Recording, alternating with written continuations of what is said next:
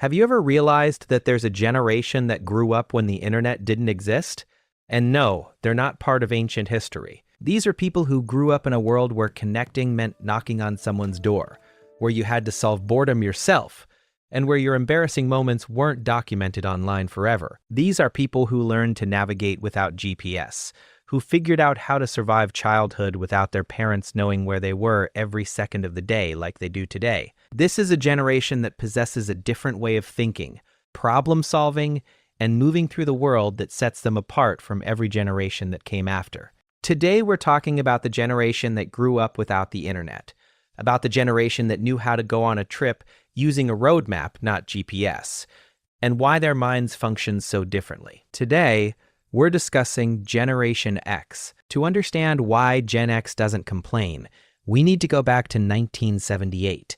Imagine an 8-year-old coming home to an empty house because both parents are working. No smartphone to call for help, no doorbell camera to check who's outside, no GPS for parents to track where the child is. About 7 million children aged 5 to 13 were regularly unsupervised after school during that period.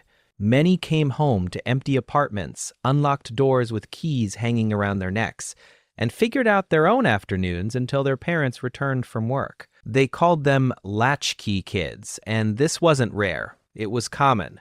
Divorce rates were rising. Both parents were entering the workforce.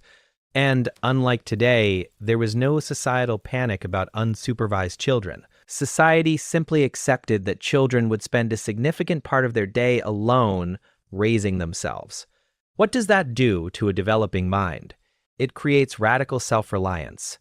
When you're 8 years old, making your own snacks, entertaining yourself for hours, and solving your own problems because there's literally no adult to ask, you develop a specific psychological framework. You learn that you are your own primary resource. This wasn't neglect in most cases. It was circumstance. And that circumstance shaped a generation of people who instinctively don't seek external help when they encounter a problem. Their first thought is, how do I solve this myself? That self-reliance became ingrained. It wasn't a conscious choice. It's their basic operating system. And today, when parents leave their child with grandparents just to finish some errands around town, they rush back worrying whether their child will be hungry, thirsty. The latchkey phenomenon was just part of a broader puzzle. People who grew up without the internet came of age during a period of deep instability. The Cold War cast a nuclear shadow over everyday life. The economy went through recessions.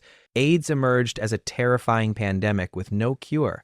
The news was full of stories about dangerous strangers, satanic panic, and a general sense that the world was a dangerous and unpredictable place. Psychologists call this a high-risk environment, a world where outcomes seem uncertain and threats are real. The psychological effect of growing up in such a world? You develop protective cynicism.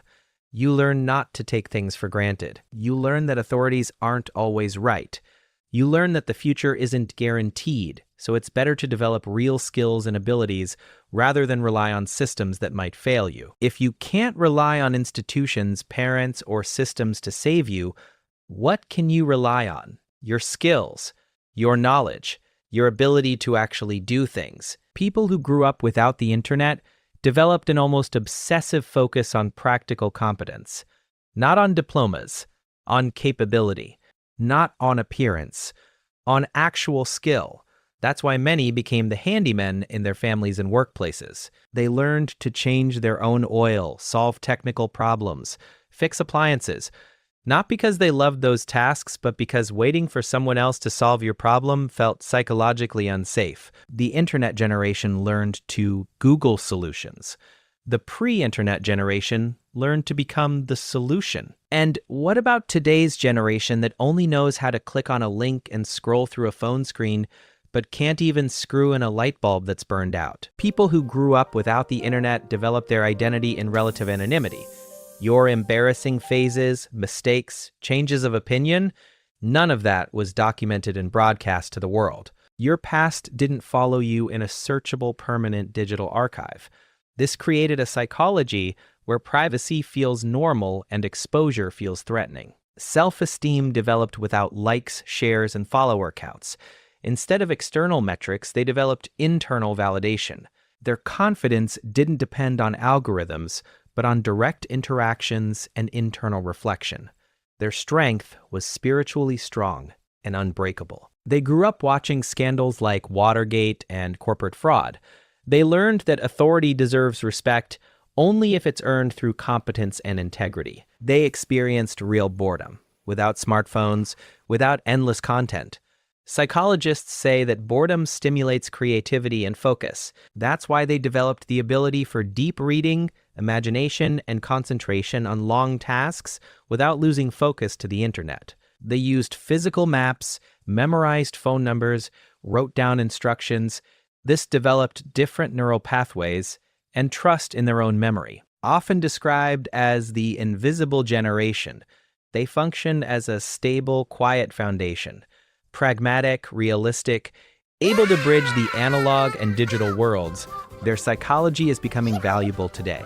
Self-reliance, cynicism as protection, focus on competence, privacy instinct, and ability to concentrate. The psychology of people who grew up without the internet is the psychology of a generation taught to expect nothing and rely on themselves. Their minds are shaped to value competence over credentials, privacy over visibility, independence over belonging, and internal validation over external applause. They're not better or worse than generations raised with the internet. They're just fundamentally different in their psychological makeup. And perhaps that's the most important thing to understand. Growing up without constant digital connection doesn't just mean you had a different childhood. It means you developed a different mind. A mind that remembers what it's like to be bored, lost, and alone, and learn to be okay with all three. A mind that doesn't panic when the Wi-Fi goes out because it remembers how to function without it. A mind that built its identity privately, brick by brick, without an audience or scoreboard. In a world that's increasingly realizing the psychological costs of constant connection, maybe there's something to learn from people who grew up without it. They're not the loudest voices in the room. They're not seeking attention or validation, but they're still here, quietly competent, radically self-reliant, and psychologically stable in ways that are becoming harder to find. And maybe that's exactly what the world needs right now.